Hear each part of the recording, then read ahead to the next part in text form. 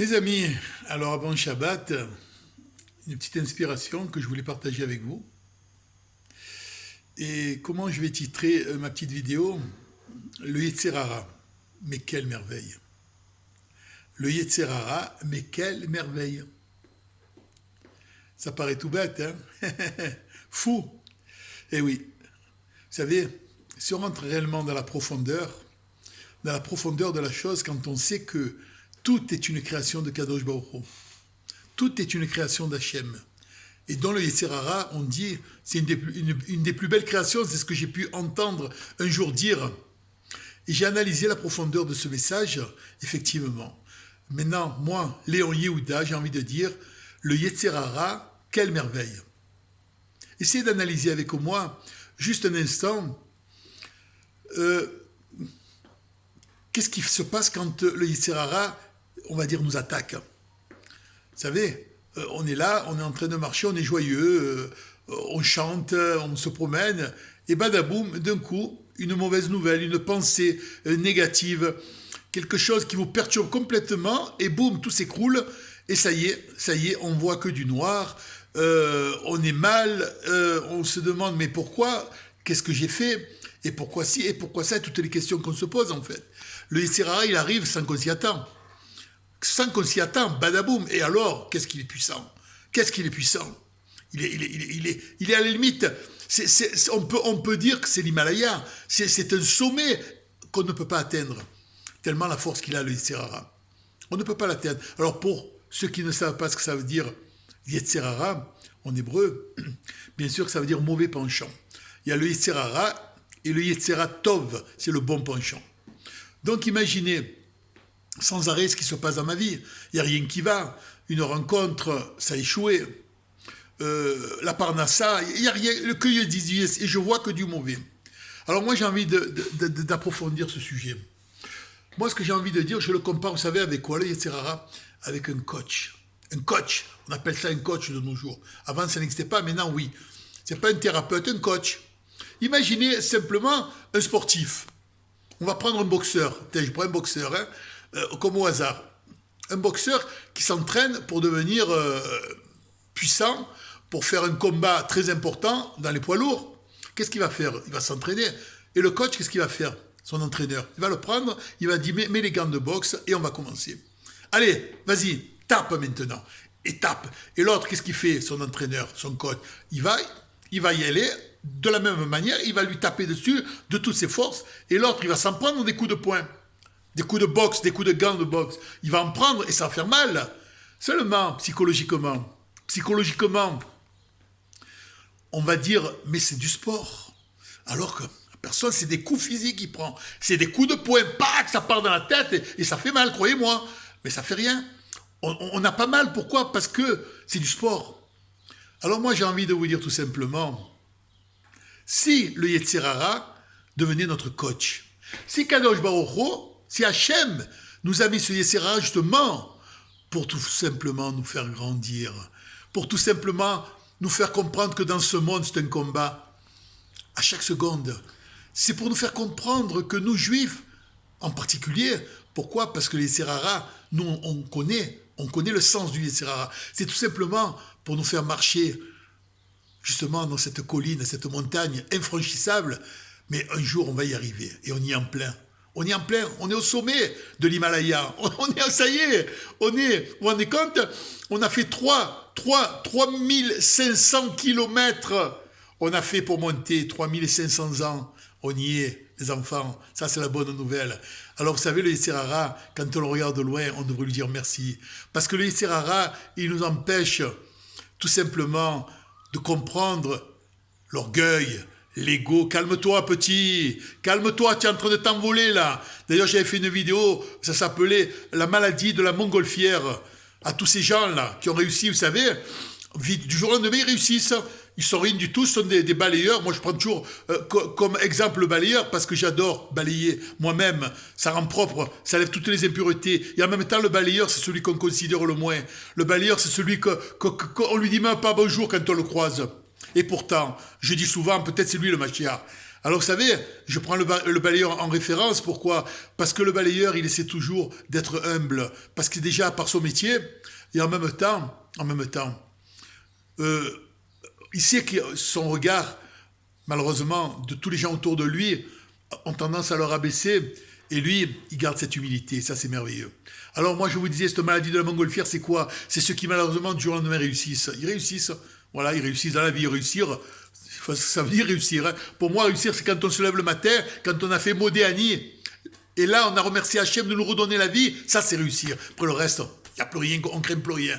Alors, ce que j'ai envie de vous dire, c'est que ces gens-là qui pensent qu'ils ont réussi, sont devenus quelqu'un, ils sont arrivés à un certain niveau. Avant, ils étaient quelconques, maintenant, ils sont connus. Ils ont de la notoriété. Alors, comme j'ai dit, leur cerveau, leur tête, ça devient un ballon. Au début, ça commence à gonfler, ça devient un ballon. Mais ce ballon, il gonfle, il gonfle, il gonfle. Vous savez quoi? Il gonfle tellement que ça devient une montgolfière. Une montgolfière, je le dis avec l'accent de Marseille. Une montgolfière. Seulement, une montgolfière, il faut se méfier. Un jour ou l'autre, elle peut éclater aussi, la montgolfière. Et là, ça peut être quelque chose de catastrophique. On descend et on ne s'en remet jamais. Jamais. Oui, on peut s'en remettre. Tout simplement avec de l'humilité, avec de l'amour et surtout, teshuva. Faire teshuva et garder cette belle émouna. C'est ça un juif. Un juif, il ne doit pas avoir la maladie de la montgolfière.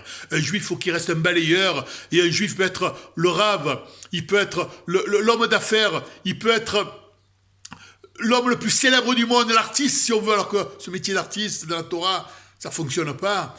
Il faut qu'il reste humble. L'humilité dans la Torah, c'est quelque chose de merveilleux. L'humilité, ça nous apprend à comprendre qu'on a un papa qui s'appelle Kadosh Baruch Hu, et ce qu'il veut de nous, justement, qu'on aime notre prochain comme soi-même.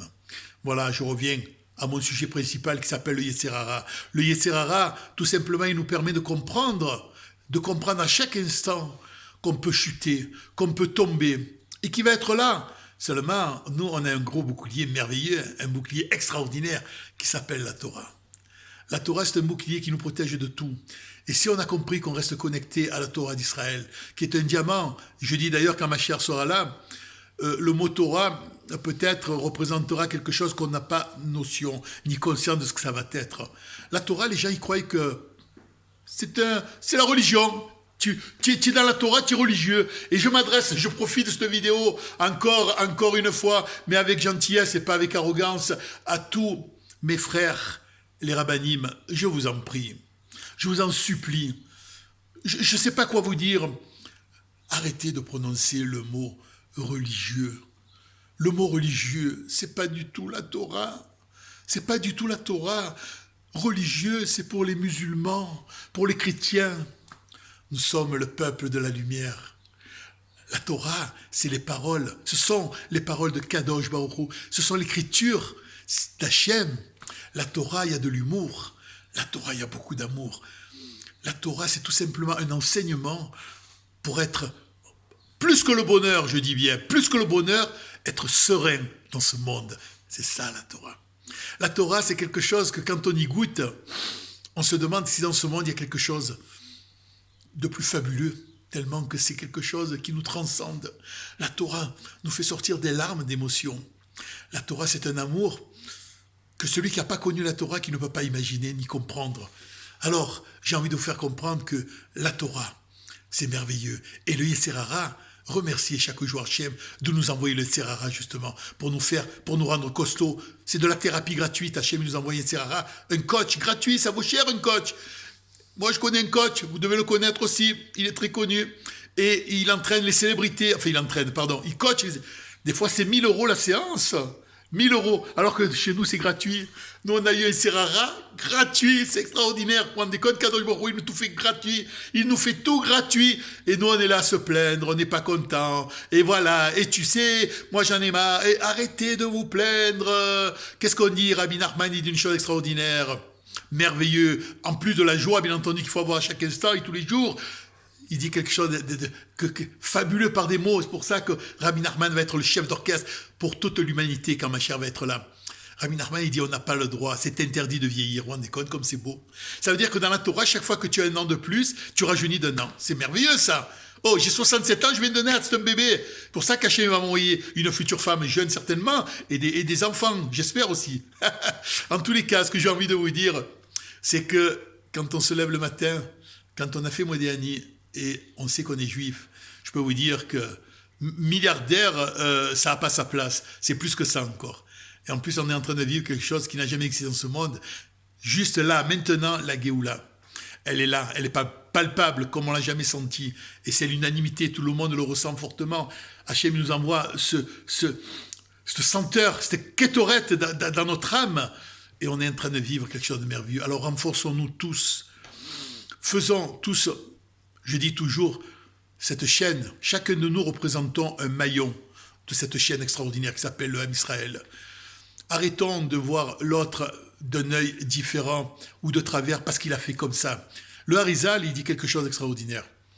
Un juif, s'il a 1% de bon, vous vous rendez compte, qu'est-ce que c'est 1%? 1%, c'est rien en fait. Mais s'il a 1% de bon, regarde le 1% de bon qu'il a en lui. Et le 99%, jette-le à la mer, c'est pas grave. C'est ça qui est merveilleux. Si on a compris ça, la Géoula, elle est déjà là. Elle est déjà là. Vous savez, je me lève tous les jours à 1h du matin, c'est prétentieux quand je vous dis ça, et peut-être orgueilleux, pas du tout. Je vous l'ai dit tout simplement pour comprendre que pourquoi on nous dit que Chatzot, c'est quelque chose d'immense que tous les sadikim. Parce qu'on est déjà dans un autre monde. Quand on se lève à Chatzot pour Hachem, qu'on brise le sommeil comme un lion et qu'on est sur pied pour aller au mikvé et pour aller faire ta tfila honnête, tu le fais pourquoi? Tu le fais pas pour toi, parce que sinon tu te dis, il faut être malade pour se lever à 1h du matin. Tu le fais pour Kadosh Baruch Hu. Et quand Hachem, il voit que tu donnes autant d'amour, Hachem, tu sais quoi? Il multiplie par 1000 cet amour. Et il te donne 1000 fois plus. Et là, il te fait voir des choses que tu peux même pas t'imaginer. Et pour voir ça, il faut se lever à Hatzot. Et oui. Et moi, je me lève à Hatzot et je suis déjà en Géoula. Et je suis déjà en Géoula. Ya, ya, ya. En tous les cas, la joie, le rire, l'amour, les enfants. Tous mes sadikim sont là, regardez chez moi. On prépare Shabbat, regardez comme c'est beau. Vous voyez, et je prépare ma table de Shabbat, tout est là. Voilà, je vous fais voir. Tout est prêt, j'allume les bougies et je m'en vais. Alors sur ce, je vous souhaite vraiment du fond du cœur, avec beaucoup d'intensité et d'amour. C'est vraiment le Shabbat qu'on devrait chacun de nous prendre en compte pour lever la tête et crier. Hachem, on t'aime d'un amour infini. Et on veut la Géoula, Arshav. On veut la Géoula now. Et moi, je le dis en marseillais, on veut la Géoula maintenant. Et sur ce, Shabbat, Shalom.